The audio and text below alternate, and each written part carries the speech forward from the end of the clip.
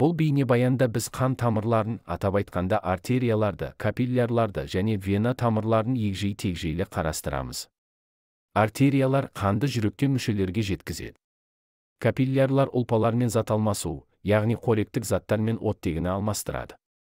Веналар қанды жүрекке қайтарады. Егер сіз олардың әрқайсысына мұқият қарасаңыз, назар аударатын ең бастысы, әрбір тамыр түрінің құрылымы оның қызметіне тығыз байланысты.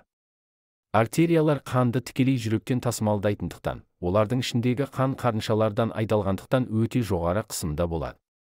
Мұндай жоғары қысымға төтеп беру үшін, артериялар әрі берік, әрі серпімді болуы керек. Ол үшін олардың берік болуы, бірыңғай салалы бұлшықет ұлпасының қалың қабаты және олардың созылуына мүмкіндік беретін қалың дәнекер ұлпасының қабатына байланысты. Ішіндегісі эпителий қабаты. Бұл үш қабат артерия қабырғасын қуысымен салыстырғанда біршама қалың екенін көреміз. Артериялар қанды дененің әртүрлі бөліктеріне жеткізгеннен кейін, ол капиллярларға айнала бастайды. Бұл тамырлар өте ұсақ және біздің денеміздің барлық жасушаларымен тығыз байланыста болады.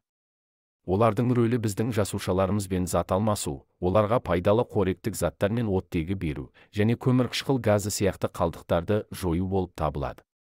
Егер біз бір капиллярға мұқият қарасақ, олардың осы қызметке қалай бейімделгенін көреміз. Мысалы, олардың қабырғалары тек бір қабатты эпителийден тұрады және өткізгіш болып келеді, яғни олар арқылы заттар оңай диффузияланады.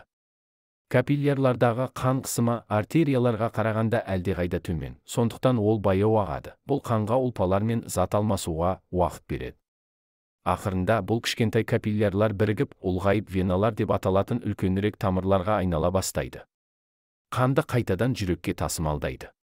Веналар салыстырмалы түрде үлкен, тамырдың қуысы басқа артерия мен капиллярға қарағанда үлкен.